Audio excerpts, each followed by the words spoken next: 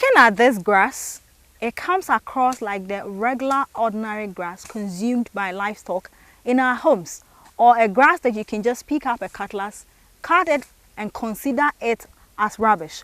Welcome to the Ghanaian Farmer. My name is Enyunam. We are all the way in the western region, precisely in Shama. We found ourselves in a farm where they cultivate this grass called Citronella grass. It has a lot of benefit and we'll be diving right into that. But get interactive on our social media platform, Facebook, LinkedIn, Instagram, YouTube and Twitter, The Ghanaian Farmer. I'll be right back after this. Stay tuned. Thanks for staying. If you just tune in, you're watching The Ghanaian Farmer on Joy Prime Television.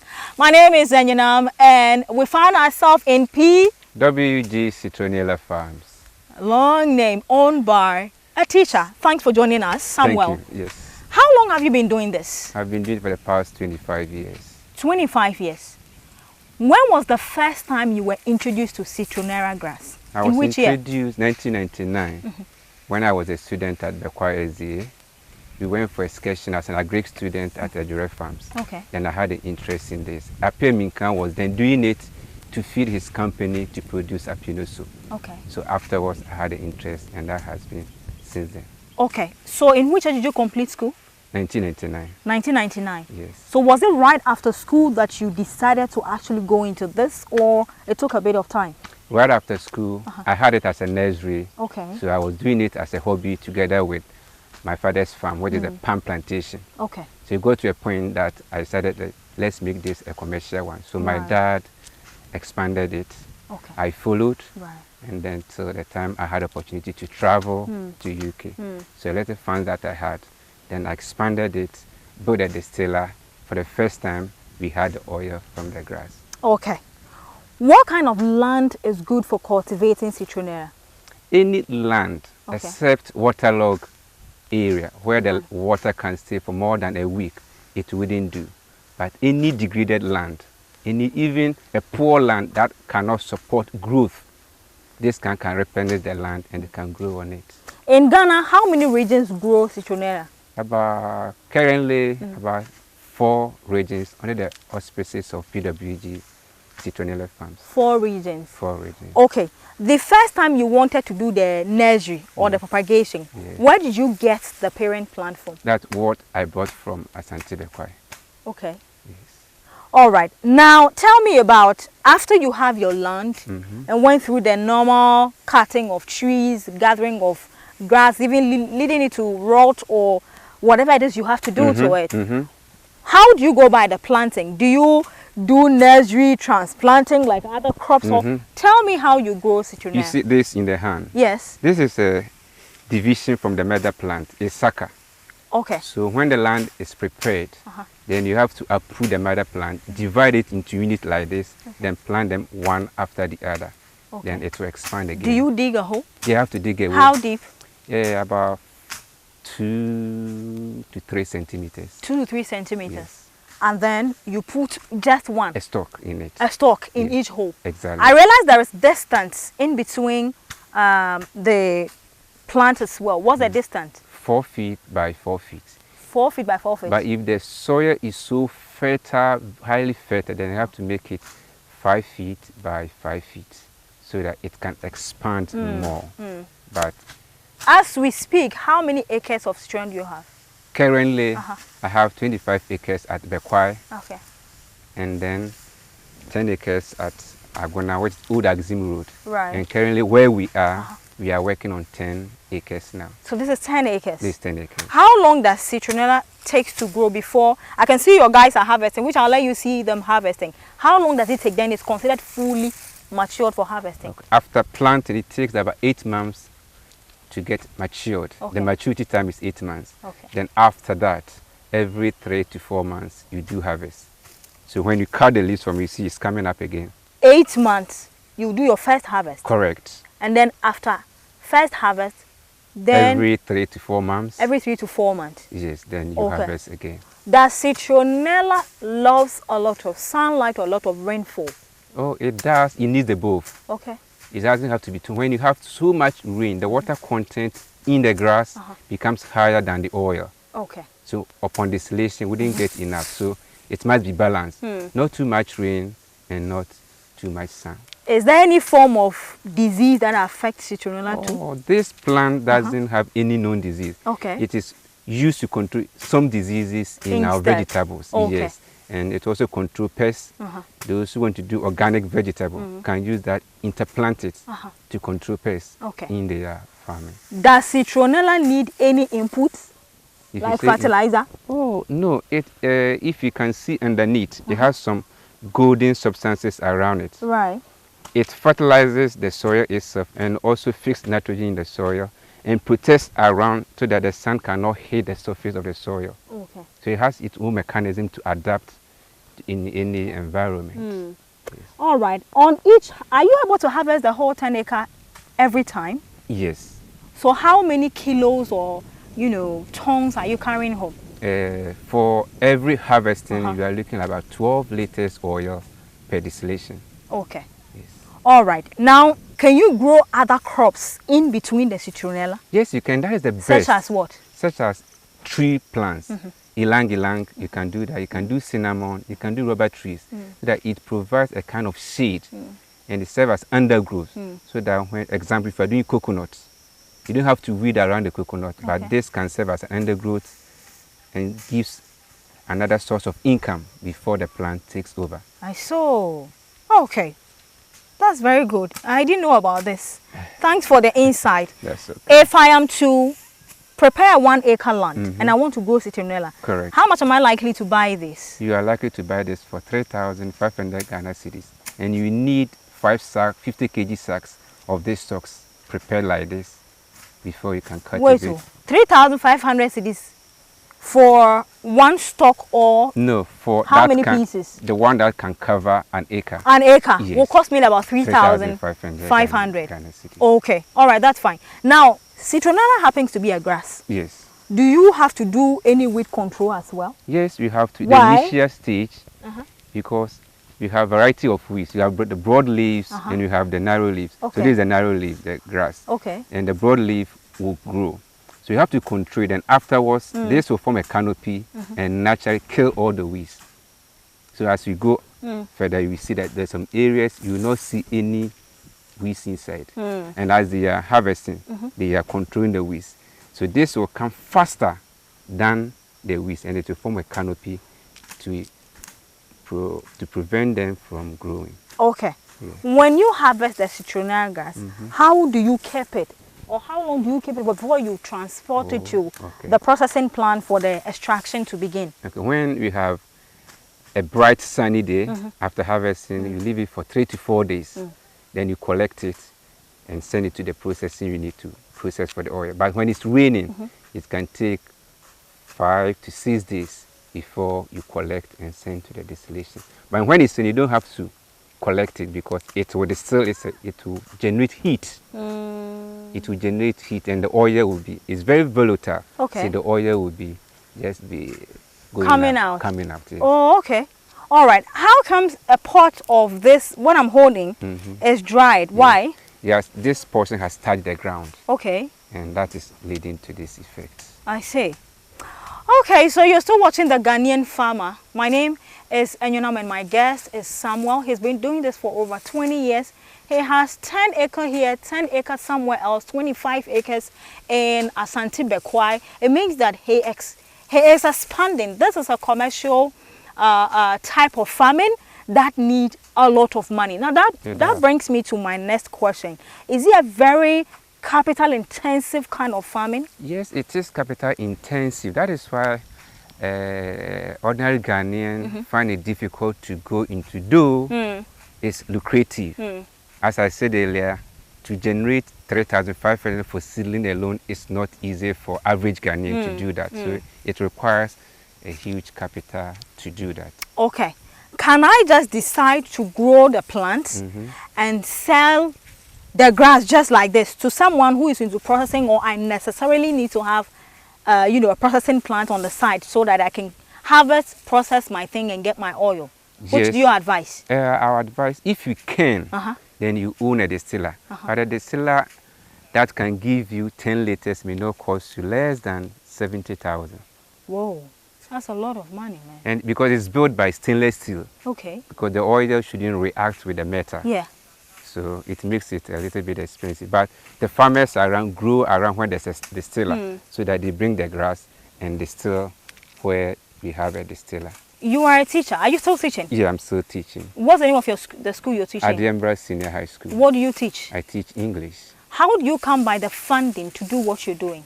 As I said earlier, I had the opportunity to travel. Okay. So when I came, the little fund that I had, then I started with it, and it keeps on expanding. Do you now own the land, or is it still under lease? Under lease. It's under lease. It's under lease. How much does a parcel of land cost here? One plot of land? Here, it's meant to be used for an estate. Okay. But until then, Right. I'm using it to cultivate the Citronella. Okay. Bequia is on a lease. An acre is 150 Ghana cedis per year. And I've taken it for 10 years. Okay. Are there any challenges with cultivating Citronella? If you can be specific, what Any? challenge? So every farming comes with its own challenges. Yeah, it comes as a with challenge. yours, is there any challenge Yeah, at all? there is. If you are not careful, you can lose the whole farm by fire. As I speak to Fire? you, fire. How? This is very green. It's so very green, but it burns because of the oil. highly inflammable. Highly inflammable. Thank you. That's the expression. Oh, I see. So you have to create fire belt around it. Okay. Yes. Whereas I've lost my farm at Bequia. Right. It got burnt. Because of fire? Because of fire. Oh my. So this is highly inflammable. So if someone he's owing me and I want to punish him, he doesn't want to pay my money, I just look for matches. Solid. I put matches inside. Then I finish him with that 10 acre gone. Wow. Yeah. So it means that you have to keep alert. Yes, So people do not set fire close to where the farm is. Exactly. And also create a fiber. So currently I've made a grader go around the farm so that it doesn't happen again. All right. So these are some of the insightful things that you need to be learning. A lot of the times when we mention farming, people have tilapia farming, catfish, vegetable, oil palm, and all that. But this is a niche market. This is a niche area that Sami and just a handful of people are exploring. So if you have funding and you're still thinking of options, this is a niche area you can actually explore. I'm going for a quick breather. When I come back, we'll delve into some of the finished products that you can get from Citronella and who are the market. Who is it targeting? Can you export this? How much is he looking for to inject into what he's doing? This is still the Ghanaian Farmer on Joy Prime Television. My name is Enyonam and my guest is Samuel Don't Call, a professional teacher and a farmer. I'll be right back after this. Stay tuned. Thanks for staying. If you're just tuning in, you're watching the Ghanaian Farmer. The spotlight today is on Citronella farming here in Ghana, a gray area that a lot of people are not exposed or are not aware of. And this teacher here is very gracious to welcome you to this niche area. So perhaps you might want to be a partner, you want to invest, or you want to start it yourself. He needs a lot more hands so they can supply the market demand. This is an oil produced from this. We'll delve into that shortly. Now, Sami, Yes. on one land, Yes. how many times can I be growing my Citronella? You have to done it once, then every 4 months, then you harvest. Once. Not once. No, I mean the land. Yes. If I grow, okay, in a year, how many times can I grow Citronella on one land? You have to plant it once. Once in a Yes, year. In a year. Then that's it. Then maturity period will be 8 months. Uh-huh. Then after the 8 months, Okay. you harvest every Yes. 3 Yes. to 4 months. Yes. So then the following year, You do this. You don't have to plant it. The mother plant will still be on the field. okay. And it can stay up to 15 years. This can stay up to 15 years. years. And you still be getting You'll the be expected getting- yield. No, as it ages, It reduces. it reduces. So Okay. after, let's say 10 years, You can remove the you whole move thing it and then replant again. Exactly. Okay, that's very good. I think this is very good, right? You don't have to spend too much money. No, the initial cost, Uh-huh. that is so huge. But after that, Uh-huh. you don't have to incur much cost in Okay. maintenance. It doesn't have any maintenance costs, actually. Okay. Yeah. All right. Now, Sami, let's talk about some of the finished products Yes. that you get from Citronella, distilling the kind of things you distill from it. What and what do we get from Citronella? You get 3 products from Citronella. Okay. The first one is what is in your hand, the oil. Citronella oil. Okay. And then we have the hydrosol. It is the water that comes with the oil when you are distilling. Upon distillation, it comes with oil and water. So we get... You separate it? You separate it. It's a separator that separates the oil from the water. Okay. So the water is used dominantly in soap manufacturing companies, and then this one too, cosmetics industry, pharmaceutical industry. They all have various uses for it. It's just the crude. Okay. It has more than 18 chemical composition in them. Wow. Yes. So after this, they send for fractionation to separate each component for every purpose that you want to use it for. Okay. After distillation, this gas that you see, yes, this is when you distill, and it can be used as a manure. It decomposes very fast because you have distilled. It can be used as manure. It can be used as manure. For which crops? Any crop, but ideally for leafy plants like lettuce, carrots, cabbage. And in other countries like South Africa, they use it to do mosquito coils and insects after they have taken the oil from it. So what? When I collect it from your factory where you do the, the extraction and all that, what? I take it and then I just leave it on the ground in my farm, or what do I do? No, it just, we have a decomposition site. So it turns into soil form, but very light. How long does it take to turn into soil form? About 4 months. Okay, so you heap it there. You heap it there. For the next 4 months. 4 months. Then it becomes like soil. It becomes soil. So is it a soil you sell to people or you sell the grass? I sell this. The grass. The grass. Then the farmer himself will have to find a place and keep it. Unless you have a grinder or a miller, then you can mill it into a powder form. Okay. Then you go and spread it on your land. So when I go, how do I apply it? Just spread it on the ground? Spread it on. If you want to use it to get a very good result, you spread the sealgrass on the land before you do your planting. Okay. Once it will not let the sun hit the surface of the soil, and also it has nitrogen, a lot of nitrogen in it, so it makes leafy vegetables grow very quickly. Okay. Together with plant. If you have visited my place, one planting can stay as big as this without any fertilizer or any chemical. How many farmers are aware of this secret? As a manure. Yes. It is only those around me that are aware of this. Why are you not advocating for it? I've been doing it. How? Through branding of Citronella campaign project, telling people, and through friends telling a friend, and those who have been using it, telling people about it. So who are your target market for this product you make? This is for those making soaps, cosmetics, and then pharmaceutical industry, because it's an essential oil. Okay. So anybody who uses essential oil, specifically Citronella, can go for this. Okay. All right. How is the demand like? The demand is very, very high because essential oil, you cannot get it large quantities. So about 3 years, a team one from Britain and one from America in a company, New Jersey, they needed 10 tons of this, but I couldn't supply. They reduced it to 2 tons per every 3 months. You still couldn't supply? I couldn't supply. With all the acres of farm you have? No, I couldn't. Why? That time, I didn't have such a bigger one. And even with that, I couldn't supply. Right. Even if I had done that, it would take me up to bulk it for a whole year before I can meet their target. So if I had a bigger farm like 50 acres, 100 acres, then I could have made their demand every 3 months. To be able to meet the demand, you need a huge portion. You need a huge portion. Okay. All right. Now let's talk about the expertise that one needs to go into this area of farming. Before I can go into Citronella farming, do I need to come to you for some special training? No, I have authored a book which you can get one to read about the golden plant of Citronella. Okay. Which you can read about it, or you can also use the social media, read about the benefit and how to cultivate. And if you also call me, I can give you an advice on how to cultivate and distill the Citronella. I've done this for several people. As we speak, what are your pressing needs as a farmer? The pressing need is to expand this. Because currently there are some demands that are waiting that I'm unable to supply, especially the outside market. But the local market too sometimes become difficult to sell. Okay. Yes.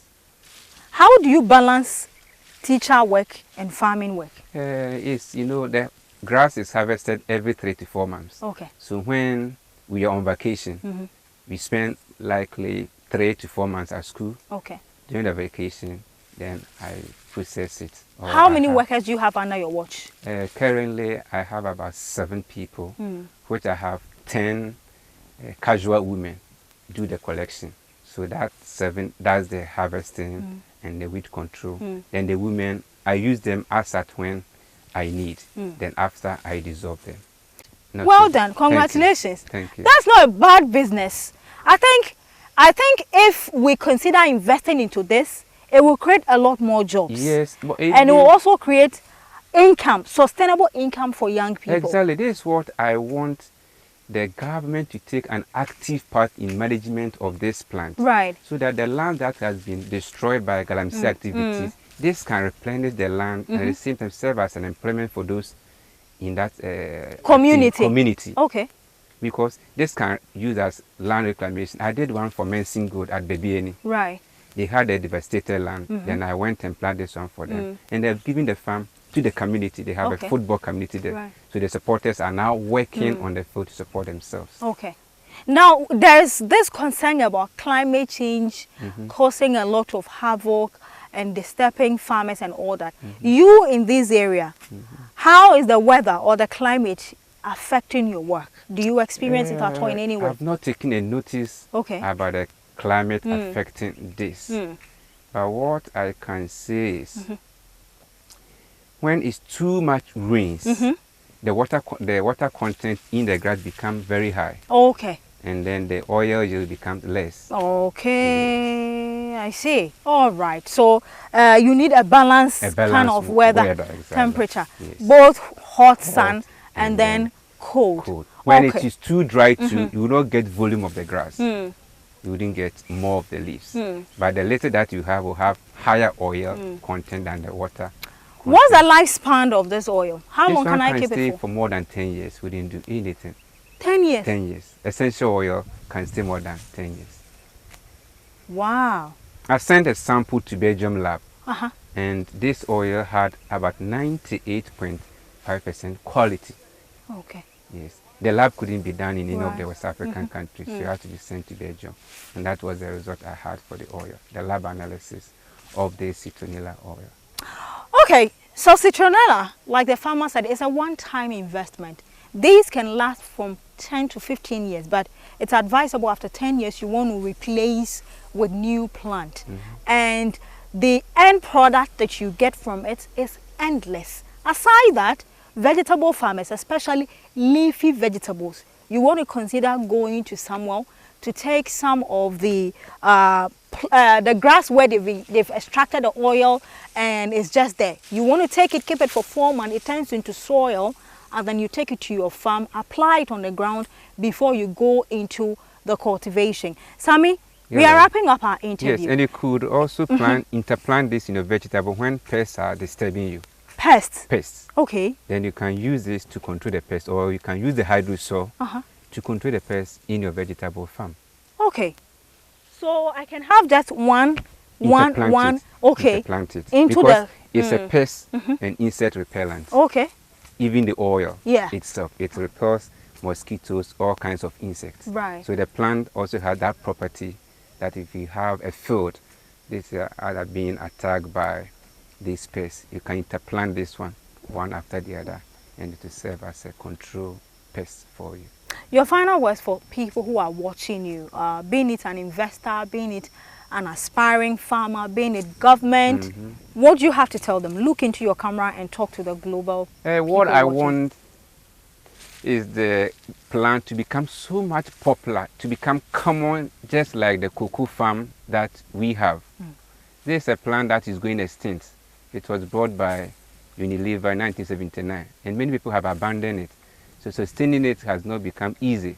So I want people to go into it. Collectively, we can bulk the oil, export, and at the same time create income and job for ourselves. All right. Samuel Donko, the CEO of WG Citronella. Oh, the name is too plenty. PWG Citronella Farms. A long name. Perseverance with Oh my God. goodness. Perseverance with God. Indeed, it has been God who cared for him over these 20 You guys have years. seen the interest Exactly. of this. For him to have come this far, it takes passion, it takes dedication, commitment to stay be in an area where nobody seems to, you know, give a lot of attention to it. But he knows the benefit you can derive from this, so he keeps doing it. Now, this is it. If you're out there, you have money, and you cannot plant, you cannot go into this, he is a teacher. So when it's come to booking, record keeping, the mathematics, he will do it for you. So you know how much I'm investing. Exactly. At the end of the year, how much much is Sammy getting exactly. for me? And then you can, you know, turn over the money. This is what we need. They are willing. How about you who have the resources? We need you. If you are staying abroad, you are here in Ghana, you want a farmer to do business with, please reach out to Sammy. You have a social media we can reach out to you? Yes. What's your social media handle? That's the name, Samuel Donko. Samuel Donko. Yes. Okay. All right. So Samuel Donko on all social media platforms. Reach out to him. Or is there a contact number we can also Yes, call? there's a contact number. That is 024 166 0244. Okay. And you can also contact me through citronellaagritourism@gmail.com. All right. So when you reach out to him on these details, he would answer every other question I might have forgotten. Yes. So please reach out to him and he will help you. I always say that we need a drone. So in such farms, we can give you an area view, a beautiful view. If you're out there and you appreciate the work the Ghanaian farmer team is doing, we need a pickup, we need a drone, we need cameras. Please help me, because I don't charge the farmers. Exactly. I fill out my car, I pay my team, and we drive around to go and do these interviews just to promote Ghana's agriculture development, so that you know that it's not all about the estate, it's not about the oil, it's not about the construction, but farming is equally another area that when you invest your money with the right people, you would make your money back. My name, and you know, thank you so much for having us today. So we'll be going to where he does the extraction of oil in a different episode. There'll be a part 2 of this, so that you can see the process. When they harvest, they take it there, what it goes through to have what we have here. Another episode, I'll travel to that area for you to see it. Until then, thank you so much for watching. Make sure a lot more people see this interview. Share it. Thank you very much. Bye-bye.